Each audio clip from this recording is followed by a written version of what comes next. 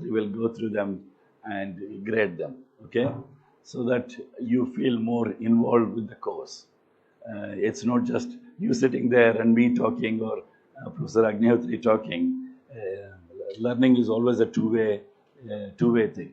You need to put some effort into this, otherwise you won't get that much back. Right. For today, what I plan to do is to do the morning lecture now for an hour or so on looking at the pile instabilities. And you won't find this in any textbook because apart from the book I wrote, which I will show you a flyer if you want, uh, but it is essential, and a lot of companies in the around the world are using this as a quick check. Okay, it's not for design, but once you finish your design, you want to check your piles actually pass this criteria first, depending on the depth of liquefiable soil you're going to get, and it's a very easy calculation to do. Okay. Again, we will set something for this tomorrow, and you can have a go tomorrow evening and submit it the following day. Right. So, pile instability in liquefiable soils. Uh, Before I get into the topic, we have seen many failures like this. This is a very classic example where a fairly new bridge at the time, in 1964, the Showa Bridge collapsed like that following the earthquake there. This is the Niigata earthquake. I showed you some buildings yesterday from the same earthquake. And this bridge collapsed, and this kind of shocked the Japanese engineers of the time. And it's so much so they still study this bridge even today, the foundations, the soil profiles, and so on. And this, although we see failures like this, almost every earthquake I have been to in the post-earthquake reconnaissance missions, we find that pile foundations are getting quite heavily damaged. I'll show you some more examples. Even the Kobe earthquake, there were many pile buildings that suffered quite badly. So from 1964 till 2025, it seems the piles are still performing poorly and they're still failing, which means we are not understanding something the soil is trying to tell us. It's not the fault of the soil, it's our fault. One of the nice things about Japanese is that they don't kind of say, yeah, the bridge failed, let's fire the chief engineer and move on to the next one. That's not how they work. What they did was actually to extract the pile from the failed bridge. And on the top right there, you can see the extracted pile. And they actually very carefully mapped this. This is all published in the paper by Hamada, published in 95. And so the bent shape of the pile looks like that. So what used to be a straight pile ended up being quite curved, as you can see there. And they also very carefully mapped each span where the deck has collapsed on both sides, on one side, and what happened to the piles underneath. Okay? And one of the things they said was the ground, if you look at it, the river is in the middle of the Showa River, and the ground slopes like this on both sides towards the riverbed. And that's quite a common feature to have. So immediately in 2005 and 10, between 5 and 10, what they said was that they took this off the 1965 publication, saw the ground is sloping, and said, oh, the ground is trying to spread laterally, like was some of the things I was showing yesterday. And the same thing happened here. So the soil, as it's trying to flow past the pile, applied quite a lot of lateral pressure, and that caused the piles to bend, and that caused the decks to move, and therefore they collapsed. So this was the theory. And obviously, there's a lot of traction for this. And the Japanese rail authority, JRA, got into the act and they came up with a methodology on how do you estimate the lateral pressure due to lateral on piles due to the lateral spreading. We'll come back to that story another day. But basically, the soil flowing, causing the piles to bend and causing failure was what they blamed. Lateral spreading of the soil was blamed. Now, I had a student called Shubhi Bhattacharya. By the way, he's also in India at the moment doing lecturing at different places, but he is now a professor at Surrey. When he arrived, we thought we shall look at this piles and liquefiable soil problem carefully. And I had a hunch. The hunch was, sorry, I'll come to the hunch in a second. Similar things happened to this. I think I showed you this picture yesterday. This Harbour Masters building in Kandla Port is also supported on piles. And these are my own pictures. And you can see the building tilt about 10 to 11 degrees. And the pile at the bottom, luckily when we went, they excavated. Like always, the excavation hole is full of garbage, coke cans and the rest of it. But you can still see the pile underneath here with damage. So what happened here is that this is next to the wall you're seeing. The example is from the Kobe earthquake. Again, these are circular hollow spun piles. I see in Jalandhar there's a factory that makes hollow spun piles locally. So I thought, wow, I should include this slide. So these are very popular these days. It's very easy to make concrete piles which are prefabricated. They're hollow and the manufacturing process is quite nice and easy. So you can make these piles, and that's what Japanese did and supported their building on it. And again, they very carefully, after the building has failed, and basically this pile has broke there, it's formed a plastic hinge, and as a result, the whole thing could rotate that way, and obviously damage the pile on the other side as well. When you have groups of piles, it has to be a kinematically admissible mechanism. We'll come back to that in a second. So you can see the pile has clearly broken off at the surface. So as a result, this three-storied building suffered rotation, and this kind of this is one building they looked at, but there were like 20, 30 other buildings of similar size having same failure. And the problem is, again, as I was saying, even the building survived the earthquake perfectly okay. Some cracks in the walls, nothing major. But after the earthquake, it ended up having a rotation of the slope is marked there, 1 in 18, 1 over 18. You can do the tan inverse and it will come to about, I think, at 10, 12 degrees. Same as the Kandla, put it on pile foundations, and they're all trying to fail in a similar way. Or damn, get thank you. Can I have some water here? Straight away. Perfect. Thank you.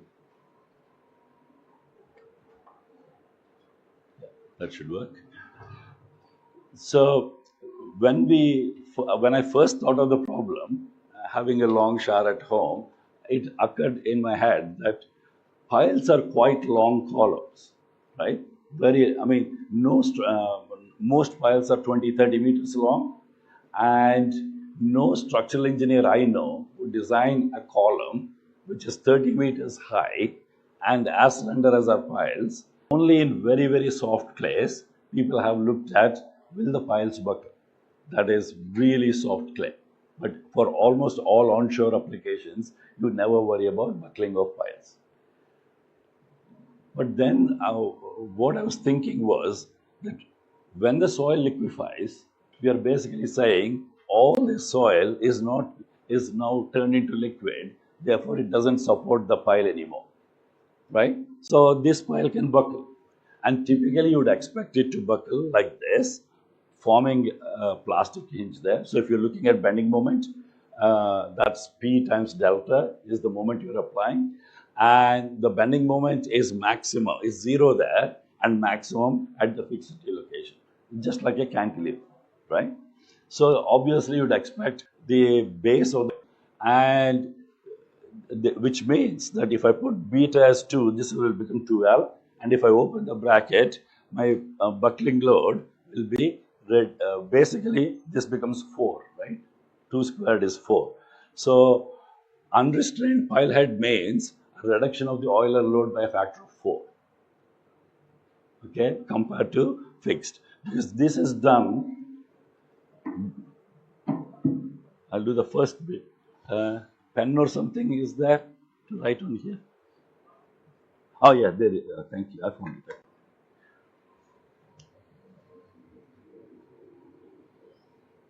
So what Euler did is, if you apply a load P there,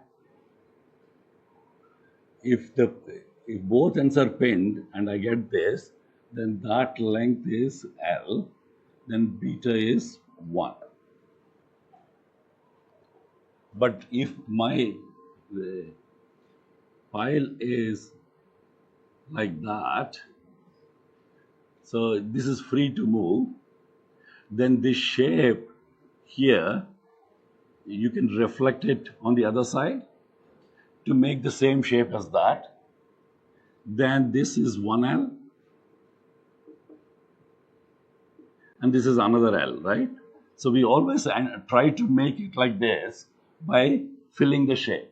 This is called the mode shape for buckling pile. I don't know whether you learned buckling like that or not, but this is how we teach it in Cambridge. Very easy. It's just pictorial, right? For other end conditions, we'll come back and do this again later on. So, for this case, you can see why L will become 2L, beta is being 2, which means I'll drop, compared to this buckling load will be a factor of 4 less. So the smaller the buckling load, the worse it is, right? Which means the pile can buckle quite easily.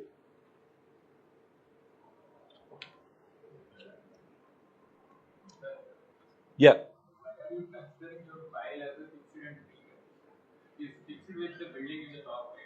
I'll come to that. I haven't finished this. Yeah, good question. We'll come back and you can say, if I missed any condition, you can tell me. Yeah.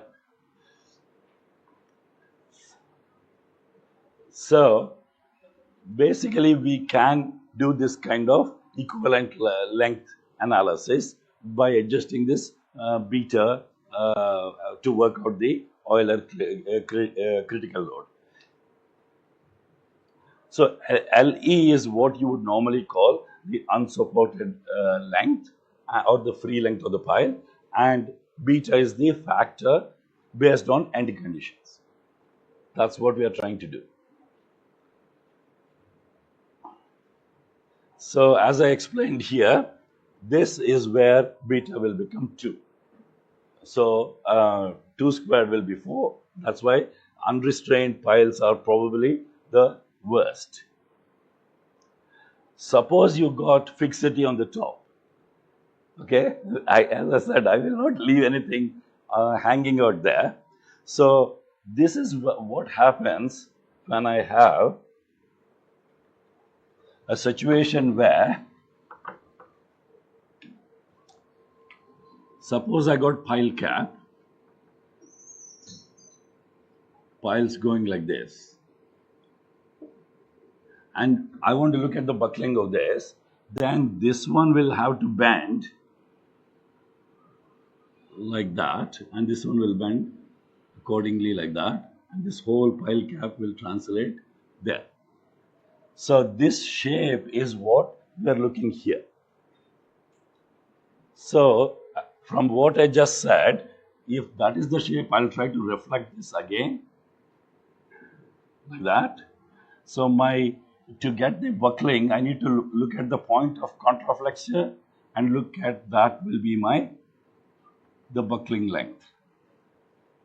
So the shape is like that. So I look for these points and see what that beta is going to be. And it turns out for that again this will become just beta of 1, because this is like a pin-ended thing we looked at there. So if I know the shape of the buckled column, I can work out the effective length of beta like that. You just need to imagine, reflect it to complete the shape and look for points of contraflexion. Okay, so this is when I have a stiff cap and a fixed base, I'll end up with a beta of 1. So obviously a pile cap with many piles will give you a higher buckling load.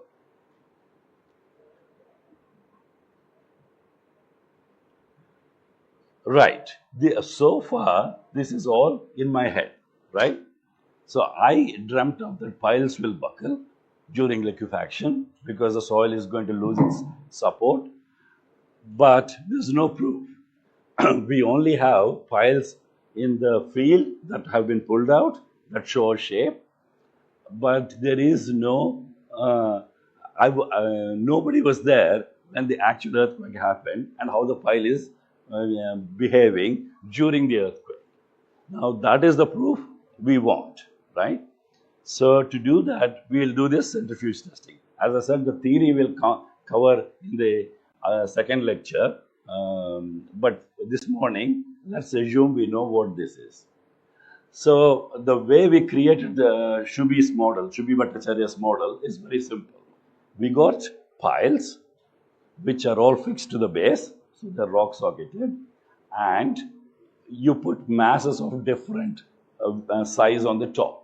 So I'm changing my vertical load and putting on the top. So these are just like lumped masses on the top. In reality, they look something like this. Buckling loads are quite high. These are aluminum tubular piles, and you can see the masses of increasing size from right to left. And then we pour the sand and saturate it, put it on the centrifuge and shake it, creating the liquefaction. And this is what happened after the test, right? So here you can see all the piles buckled, but in forming hinges about here, here, and here. And he was trying to cut a cross section through the sand after the test. That's why, to expose the piles. So you dig up the soil and see what happened to the piles. So this is like a visual confirmation of buckling, right?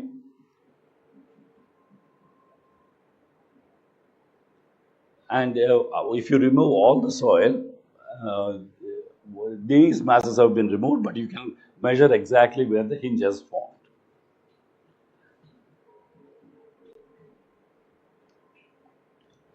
Of course, the whole point of doing these tests is not just see what happens at the end of the test, but get the data during, right?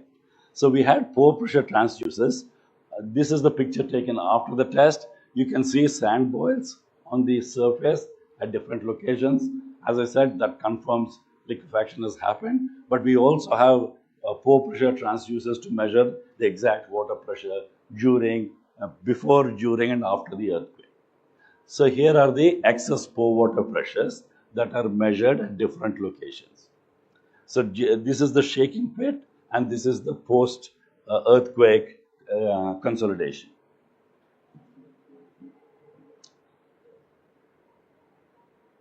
So if you want more details, this paper is in Geotechnique. You can go look at it as well. Then we extracted the pile. I mean, he's done quite a lot of these tests, some with those circular masses, some with more concentrated masses, these are just brass blocks on the top. And this is one pile that failed. He was very, very happy. He thought that we discovered something new, and he started going around the world, even does today, and present this, we discovered pile buckling. And great. I don't dispute. But also there is this other issue that piles will only buckle like this if the tip displacement into the ground is small. In other words, the piles have to be rock socketed. Now, not all piles in the world are driven into the rock and rock socketed. Many piles are just driven into dense sand. And when it liquefies, I had another thing in my head. Is it easier for the pile to settle or buckle? Is the question. Suppose you take a coconut, what's it called? Leaf, the spine of the leaf. Yeah, I know the Telugu word. I don't know the Hindi word. You take that and you have a bucket of sand. If you start pushing this into the sand, it will initially you can push it into the sand. At some point, it will stop going in and starts to bend or buckle. Right? What is the depth? That is the question. I explained all this to Shubi, and Shubi said, no. All piles in the world will buckle. I said, no, not really. And we had an argument, and we still argue about it. Then I had another question, and this was really a killer question for a PhD student. When we started in the very first slide I showed you, we were expecting the buckling to the hinge to form here at the base. But the bloody thing didn't do that, did it? It formed a hinge up here. Why? Obviously, from a structural bending moment point of view, moment will be highest here.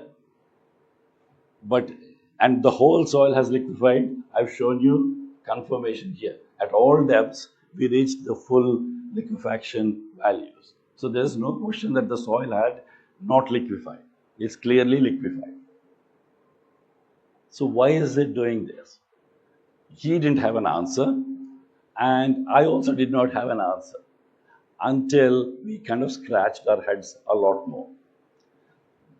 So what we came up with is liquefied soil is not like liquid. It's not like a viscous liquid. It's something else. It is like a shear hardening liquid. So if it turns into liquid, fine. But if you want to move an object through that, it will go stiff on you. And the reason is, I can explain the reason on critical state framework. I don't want to go there now. But basically, if you are already liquefied, you have no strength. But if you try to shear that, it will try to create suction and therefore gain some effective stress. So we had the pore pressure data, and this liquefied soil reacts by dilating, causing excess pore pressures to drop and increase the effective stress. Okay, that's fine. So why is it forming the hinge here? So what the pile does is it wants to buckle the way it wants to, as I have shown. But the soil here, as it tries to move, will dilate and say, no, I don't want to do that. My effective stress has gone up. Then the pile says, okay, I'll try somewhere else. Somewhere else. Somewhere else. Only at this depth, this is close to the surface. Although the soil wants to dilate, the water can migrate there quickly and therefore suppress the dilation. And that's why it forms that hinge. So it has tried every section until it reached here. That's where it could fail. And we have seen this in many different piles. I'm just showing this as one example.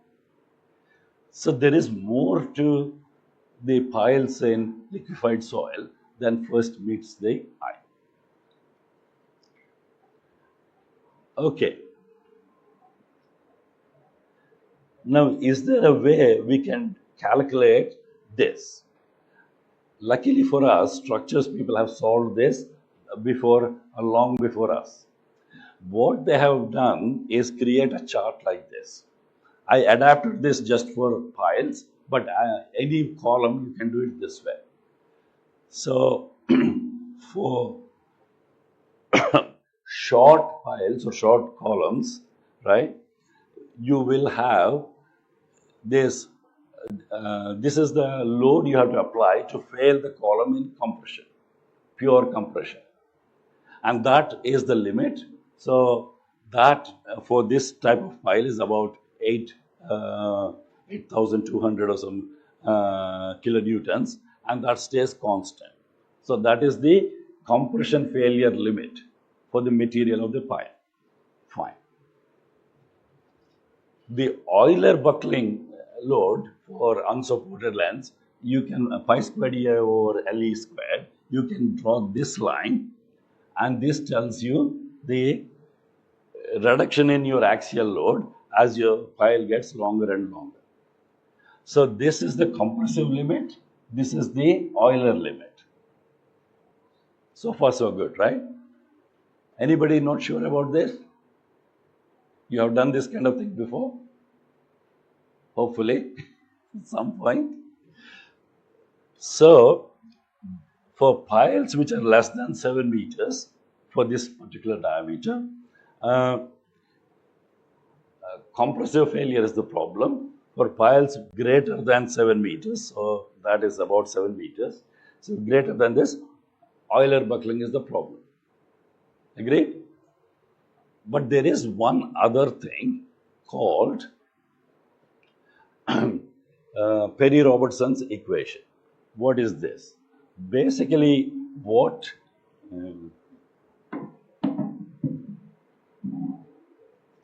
this is,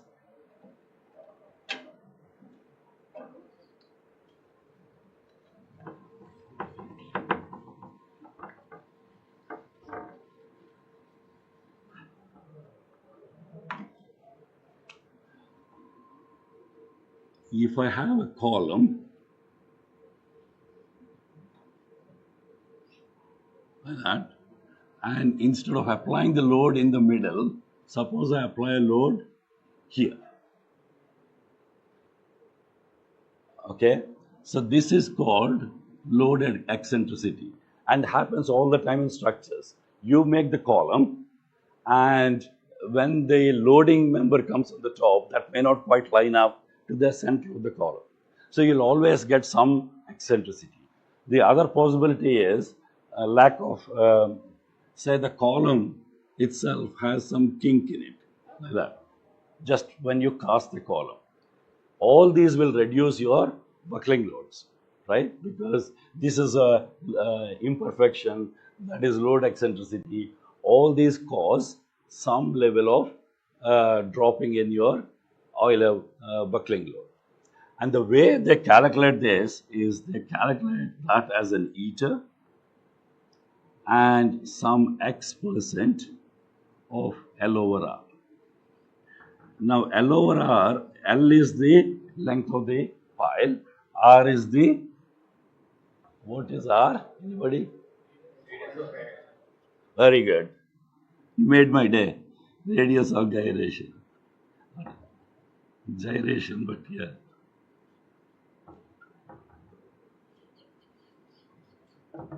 So this is normally, you can work it out for something like 0.003. You vary this number and see how your load actually drops. So you can draw a series of curves where we implement this into your Euler corrected load will be, yeah, I can do EI eta LE and with some reduction of eta. Eta should be here, I think. As I said, the maths is not the important bit, but you can accommodate that imperfection or load eccentricity into your buckling calculation. If you do that, we can draw a line like this, Perry-Robertson's equation, which shows that right from the offset, any eccentricity will drop. This was drawn for a particular eta value. But you can draw a series of these lines for different eta values if you want it. So instead of having a sharp change, what eccentricity does is makes this change gradual. So we can use the same concept for the pile buckling as well. So that's why I use the structures thing to manipulate it to fit to a 600-meter dia tubular steel pile. And what is quite dramatic here is how quickly this drops off. At very long pile lengths, the eccentricity doesn't make all that much difference. But at the short distances is where it makes big difference. And what do we have here? A very short distance, because this bit of the pile is more or less straight, right? So we are getting this much, this low level of plastic hinge formation because of the load eccentricity I'm creating. Okay, so that's how you can explain why it has formed. So from soil mechanics point of view, soil dilation is the one which is stopping from the hinge forming anywhere else. But really, from a structure's point of view, you can interpret that as eccentricity of load or imperfection in the pile. Yeah.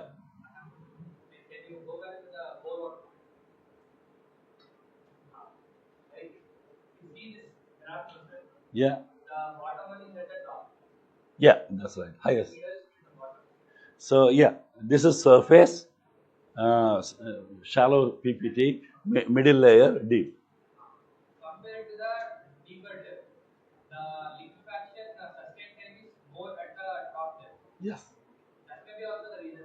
Because at the bottom, it has reached like effective stress. Ah, very good question. I like it. You really got into the crux of the matter. We expect this because all the fluid from this one can only drain upwards, right? So once the soil liquefies in the post-earthquake period, it has to reconsolidate. So the reconsolidation happens as the fluid comes from the bottom to the top because it can't drain. There is no drainage surface. The base is like a bedrock. It won't drain there. So that's why you get all this sand boil and the rest of it, and all the fluid is coming up, which means the shallowest layer is seeing that incoming fluid and that it stayed liquefied for longer. Very right. However, when the pile buckles also we know, right? So it did not buckle in this period. In fact, it buckled here. You can see where there is a thud, right? So each of those piles fell off during the shaking, not in the post-earthquake period. Does that answer your question? But very good question. That shows you're engaged. You know what's going on. Makes me happy. As a line, is it seems the effect of this eccentricity is almost like halving your Euler buckling load, uncorrected Euler buckling load. Right. So then normally you have two by two or at least or 3 by 2. You form groups of piles and put a pile cap on that, and your column comes on the top. So single piles are very, very rare. So it's no point me having showers and dreaming about single piles buckling when the reality of the world is that you are always going to come across groups of piles. So we thought, right, we should try and do this properly for pile groups. So this was the next PhD student, Jonathan Knappett. And the first thing we did was, again, we dreamt up how the piles, this is a 2 by 2 pile group. Obviously, in section you can only see 2. And there are 2 other piles behind. So how can these piles, these pile groups fail? This is what you call kinematically admissible mechanism. Have you come across that word before? Yeah, not you. You should stay quiet. You can get the other people answer. What is the kinematically admissible mechanism? Do you guys do upper bound, lower bound analysis? Anytime in structures? Senthil Sam is not here. Otherwise, I could have asked him.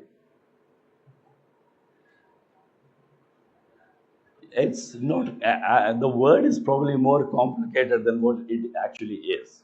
All it is that if this pile cap wants to go there, right, then all the four piles need to deform in a mutually agreeable way, right? It's like imagine a bullock cart with two bulls, right?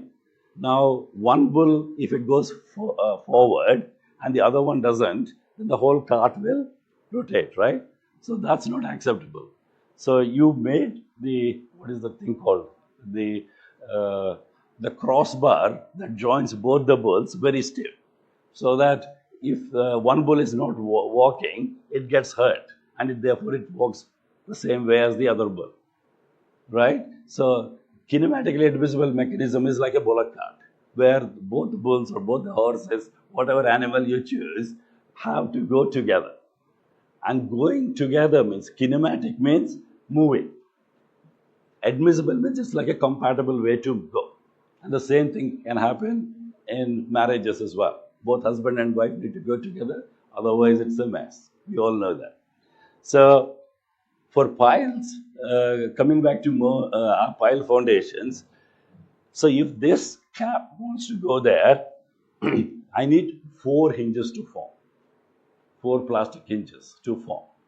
So I need two hinges at the top and two hinges at the bottom, so that it can go, these two piles can go, and the same should happen for the other piles behind. So in a 4x4 pile group, you'll get, 2x2 pile group, you need to get hinges like this. This will be compatible if where I'm not allowing the pile cap to rotate. If I can allow the pile cap to rotate, then I only need three hinges, and I can have this kind of mechanism. So this is a four hinge mechanism, and that's a three hinge mechanism. Both are compatible in their own way. Only thing is, am I stopping the pile cap from rotating or not? So who's going to decide that? That will be decided by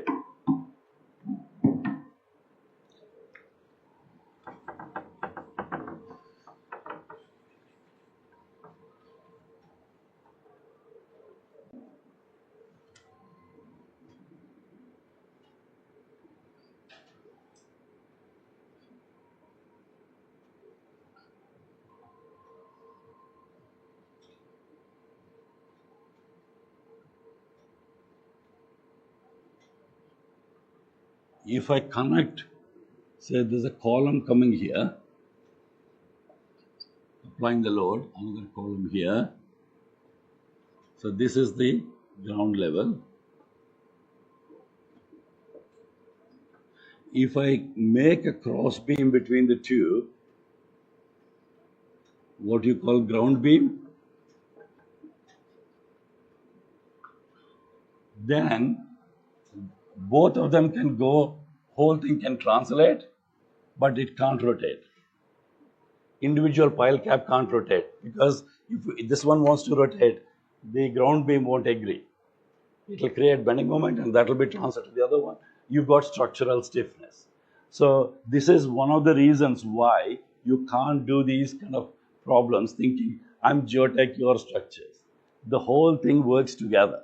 And the solid structural interaction means that, right? So if I have this kind of arrangement, I'll get this. If there is no ground beam, if there isn't that, then I can get that. Is that clear? Okay? So these are obviously ways in which I imagined, along with Jonathan Knappett, that the piles, groups of piles can fail. because of liquefaction. So we created, again, very similar models, completely liquefiable layer, base is all fixed, and this is the instrumentation free field between the piles. And uh, he did these tests by adding these brass blocks. So we could change the vertical load depending on how many blocks we are adding. So G1, G2, G3 and G4 are more heavily loaded, so that we know what fraction of Euler load we are applying. We calculate the Euler load and say, I'm going to apply 50% or 70% of Euler load to create the buckling. Another problem with this is when you shake the model like this, what did we learn yesterday? The piles will have two types of loads on them, right? What are the two? Inertial loading and kinematic loading, right? Here, this is a bloody big block of brass mass on the top. So my inertial load is going to dominate, right? So, if I don't do anything, these will simply break the pile on the head because the inertia is so big. So the inertial load will dominate.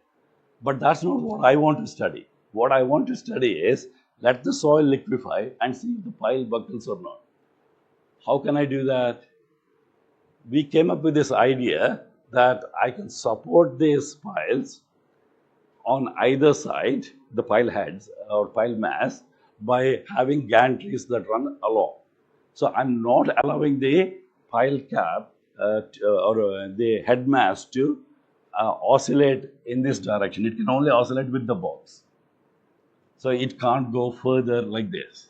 It is stopped by these stops. I may have a picture of this. Yeah, you can see this is the these are the bars which are running across. That's PTFE to reduce friction. And when the piles wanted to buckle, they could buckle this way. So I'm shaking this way, and there's no inertial load this way, right? But the pile group has formed failure this way. This is in plan view. So the shaking is happening in this direction. As it shakes, this mass wants to go back and forth, but these are stopping it from doing that. So I'm taking the inertial component out of the equation. So it's when you do these experiments, even when you imagine them, you need to have your head screwed on.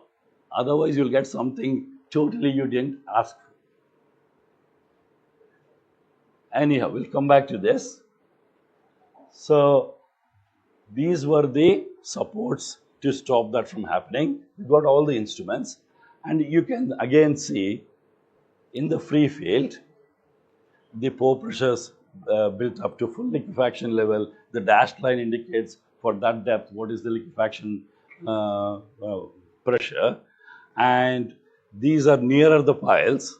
This is the first time we started seeing this development of suction or dilation happening next to the pile. So my instrument was close enough. As we start to shake, the pore pressure builds up and then it drops and then it recovers. Okay? This big thud you see here is when the pile mass actually went and hit the edge. So we can even pick up when the bang happened on the because the mass fell off into the liquid.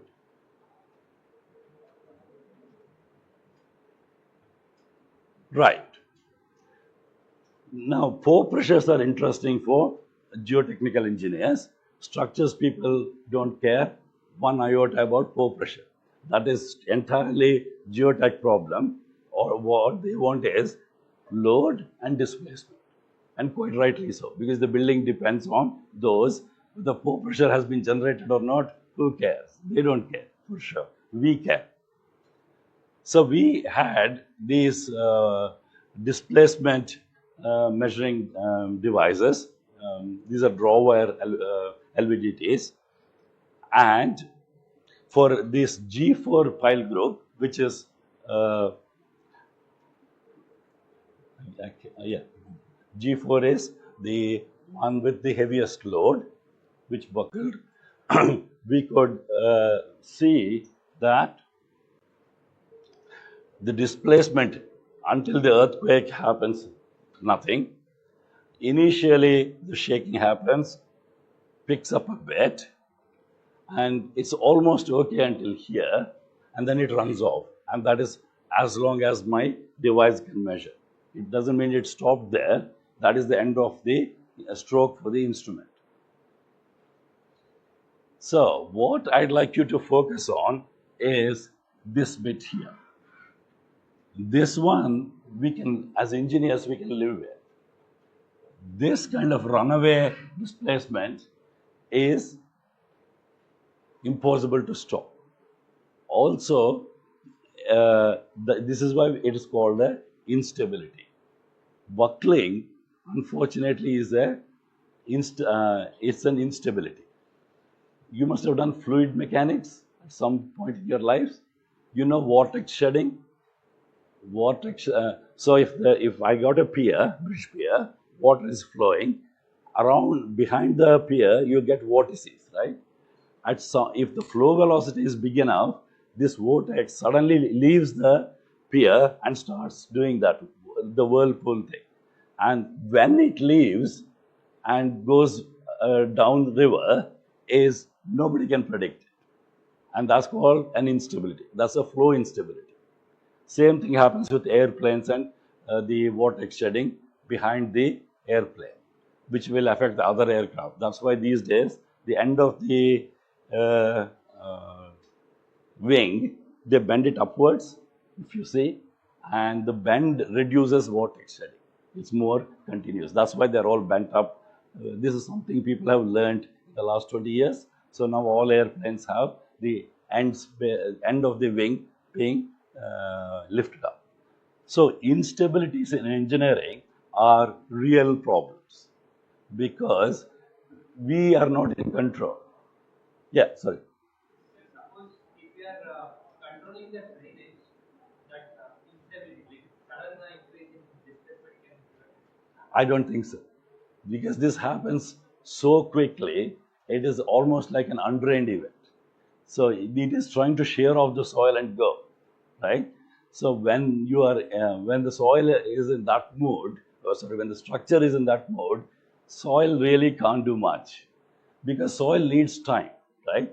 So if something is failing, even when it's an undrained event, by controlling drainage, you will control more long-term behavior, making it more, from drained to partially drained to drained, fully drained. So we can't really control this using just drainage. But sorry, if you can prevent the poor pressure from building up in the first place, then you have a chance. But once you are in that mode, as I feel it is unstoppable. But again, you're welcome to do more research and come and tell me. You can stop it. I'll be happy. But as far as I know, that is quite difficult. because if you are controlling core water pressure is below 0.6, like then displacement is less than 1 m. Don't you, in this case, the displacement is controlled by how much load on the pile, right? When you are putting loads close to Euler load, then uh, all those rules don't work. What you're saying is for small pile with marginal head loads, then you can control. But these are piles which are getting close to buckling. So, no, is the answer. Okay. So this is the classical picture. If you buy my book, this is what we used for the cover picture. This is, we extracted this pile, and lo and behold, where did I have my hinges when we started? We had two at the top and one at the bottom, even the three hinge one. I can go back. Let's remind ourselves. Oops. hinge there, hinge there, hinge there, assuming this pile is going to be straight. Or 4 hinges at the top and bottom. Did my pile do that? No. And this is why experiments are fun. You think you start by knowing something, and every time we do a centrifuge test, it comes back with some other thing which makes me think. And that is the beauty of doing experiment. If experiment is done knowing the answer, there's no point doing the experiment, right? You already know the answer. So you got to go do this with open mind. So what has it done? It's done hinge here, hinge there, and hinge there. Obviously, these are allowed to, the pile cap is allowed to rotate, right? That is the, so it only needs 3 hinges. So our guess that we need 3 hinges is right to make a kinematically admissible mechanism. However, the location of the hinges is, we are not even close. You can see. And this bothered me. This is here, that is up there, and that's up there. And for a long time, we didn't know how can we predict this. I mean, for most structural engineers, the fact that plastic hinges forms means the structure is dead, right? So they don't really worry about the location of the hinges. But from a science point of view, you really want to know. This is a model we created. The sand was poured by hand. The saturation was done in the lab. Relative density perfectly measured. And if I can't predict what this is doing, what chance do I have for real structures with so much stratigraphy, site variations, and all that? In the lab, when we are making perfect models, we should be able to predict this properly. Otherwise, what's the point? And here, that's my take. Poor Jonathan had to work much harder. By the way, I'm putting the things, yesterday a professor was saying, we got this BGA medal and the TK medal, we won 3 times. 2 of them were for the single pile work and the pile group work. Both got the same award 5 years later, because one proves for single pile and the other one does for experiments. By the way, if you do them well and come up with good explanations, are very attractive, because only you have the data and people can appreciate that, oh, the experimental work is hard. Numerical people always struggle because there's a saying that for experimental research in geotech, everybody in the world believes in your work apart from you. Because you've done the experiments, you know what's wrong with it. But everybody in the world says, yeah, this is data, this is good. Numerical people, only you believe in your result, the rest of the world doesn't believe it. So it's the opposite of the experimental work. This is like a common saying in research world. Anyhow, so this, although was a nice piece of work, left more questions for us.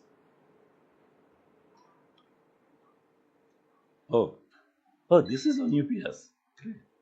You can carry on.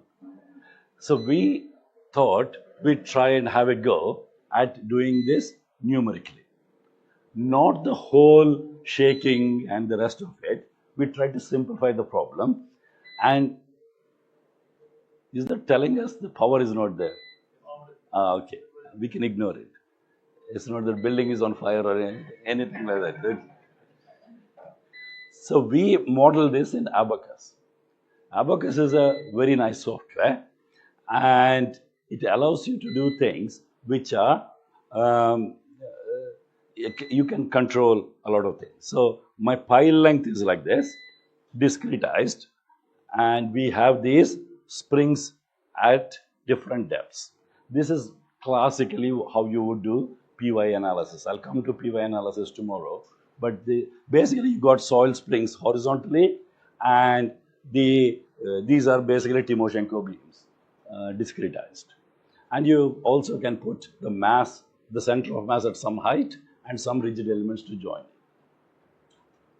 Now, what we do is, depending on the depth of the element, you change the PY curve. So P is the pressure that the soil applies on the pile, and Y is the displacement of the pile element relative to the soil element. So this is why, as I was showing you yesterday, if the soil does one thing and the pile does something else, the difference between the pile movement and the soil movement at every elevation is what creates the pressure. And that's what PY curve is trying to capture. So you start like that.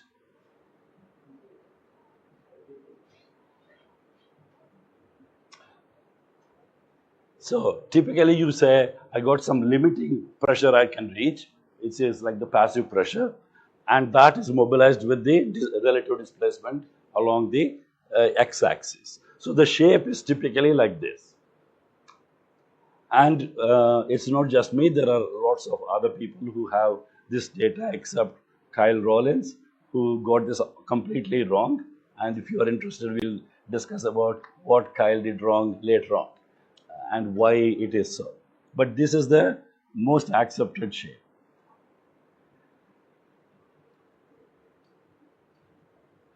So, if my displacements of the piles are very small, I can basically get some non-zero resistance in the liquefied soil. Now, as the pile starts to deflect or starts to buckle, you shift to this kind of shape where I get increasing resistance up to a limit. And if I go next, so when you got the, if I join these two, I'll end up with this type of, this shape. So the size of this will be scaled from top to bottom, increasing with depth. Because if my confining pressure is more, I'll get bigger P compared to shallow depths. So we model this using basically that concept. And again, this is in geotechnique as a second paper of that. This was 3 times harder than doing centrifuge work. And it did not get one prize, one award, one mention by anybody. Because, as I said, we really believe in it, and other people said, yeah, whatever. Numerically, you can show whatever you want, which is unfortunate. So, we created this combined spring of that shape, and you scale it depending on your confining pressure. That's our springs. That's all we have. We change the vertical load and the load eccentricity, and see at what point the piles will buckle. Okay, so all I'm doing is apply that load, change for a given eccentricity, change my PY curves until the pile group buckles. You understand? Very straightforward, no dynamics or no shaking or anything. The key point about this analysis is the reason we chose abacus is if you try to do this, say, for example, in Plaxis, as soon as the pile deflects a bit, Plaxis will throw its arms up and say, I don't know what to do. The typical FE programs can't handle large deformations or instabilities. That is well known in FE community. I started my life with Professor Chandrasekharan as a finite element person, so I know what FE can and can't do. Centrifuge modeling I learned in Cambridge, but FE I learned in IIT Bombay, and quite well too. So we know what it can and can't do. Instability problems you can't solve. So when Jonathan came back to me and said, oh, I want to use abacus to model this, I said, no, you can't, because FE codes can't handle instability.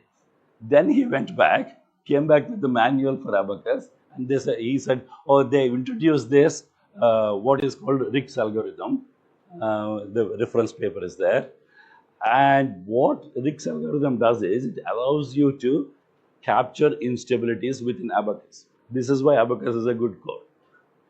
So, because it's structural, written for structural engineers, it has a lot of these which structural engineers need. Post-buckling analysis, it's called. Great. We took that, and all it is trying to do is if my displacement versus some load factor this is a load proportionality factor. So this is the one we are increasing. So as I increase that, the displacement increases, and I'm going along this curve. So as long as this is increasing, every FE code in the world is happy because it's a positive stiffness. So the stiffness is always increasing, so it's cool. It's happy with that. When this thing starts to hit that and starts to fall off, if I draw tangent to this, that gives me zero stiffness. At that point, normal Plaxis and the rest, or FLAC, any other program, will throw its arms up and say, sorry, non-convergence, I can't work with this. And beyond that, as the pile starts to buckle further away, it will actually get into negative stiffness. Not just zero stiffness, it gets to negative stiffness. Negative stiffness is even harder to handle. So the way they handle this is, if you're here, you draw a circle with a given diameter, given radius. And then it says, I'm going to draw a tangent here and see where I am. And then it increments step by step. This load increment is reduced to very small values until it brings it back onto here. So if I reduce this diameter, it can search there, then here, then here, then here. So without upsetting the FE, it can still track the post-buckling behavior by reducing that increment to very small values. So that's the theory. Can it work for our problem? Yes, it can. And here are some predictions. So this is the curve we get from, so this is normalized, applied load normalized by the Euler load. So 1 means full buckling no matter what. And what we can say is even at lower values, it can buckle because of the eta I mentioned earlier, the load eccentricity.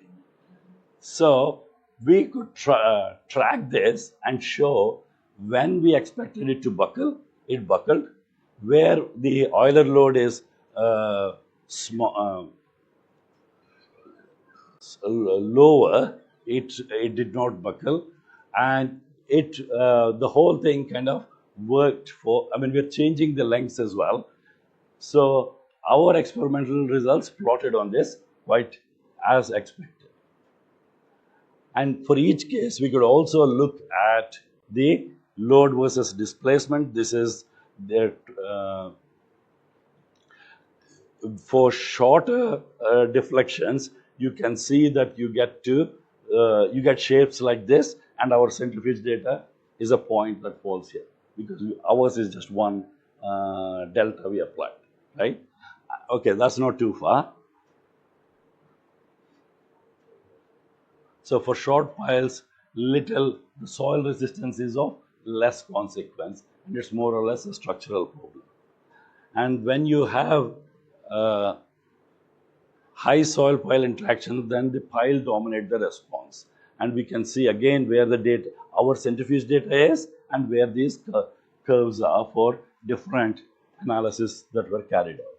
And finally, for really large strain between the soil and pile, the interaction is strong.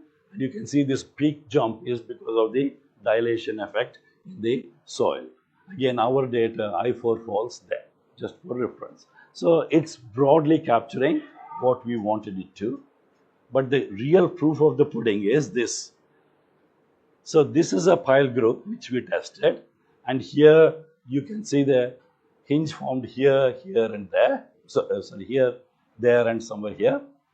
And because this is an FE analysis, we could see where the bending moment has reached the MP value, plastic moment capacity value. So that corresponded to, from the analysis, it corresponds to these places. You can see how the bending moment is changing. These are the plus MP, minus MP values. And that corresponds perfectly to what we have got from the experiment. More or less, not perfect, but close enough. So As you can see, this type of analysis takes quite a long time to run and quite a lot of thought has to go in. In fact, this is probably harder than just doing the centrifuge test. Each has its own difficulty, but with the centrifuge test, the pain in all finishes in 3 weeks. 2 weeks to prepare the sample, 1 week to do the test. In fact, the earthquake takes about 10 seconds. You got your data, you go away, and you're done, right? The real hack starts how to interpret the data. With FE, you won't get anything for months, and you get all the results in the last 10 seconds, and then you're done. So you got to be, each has its own difficulty. I've done both, so I can tell you with some confidence. Right. In summary, I hope you found this interesting. So pile instability can occur when the soil surrounding the pile liquefies. I hope you all agree with that now. Yeah? Single piles can buckle, and we can very easily estimate the buckling load. In fact, I'm going to ask you for a given pile. You got to come up with the structural properties and estimate the Euler load. I'm not going to ask you to do the Perry-Robertson's formulation. I don't know whether you're taught that or not, but if you're not taught, it would be based on that. Pile groups also can buckle if sufficient end restraint is provided. For both single piles and pile groups, what is the necessary condition for the pile to buckle is really pile tips need to be having zero displacement. In other words, they need to be embedded into rock. Rock socketed piles, you should definitely check.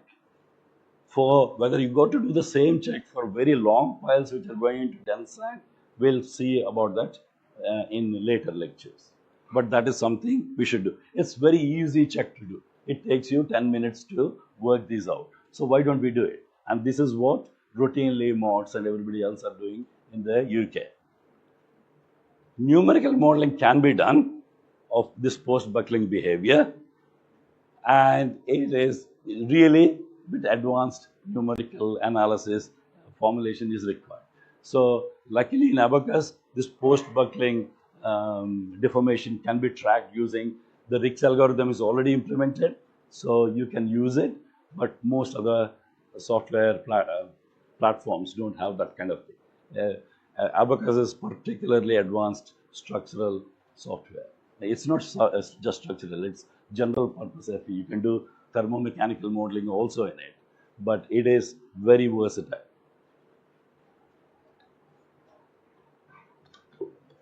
You have software license for Abacus, sir? You have? Wow. It's not cheap. It's like 2 lakhs per year or something is the fee. Even in Cambridge, there are like all my engineering colleagues, whoever are using, we need to contribute every year to keep the institutional license going.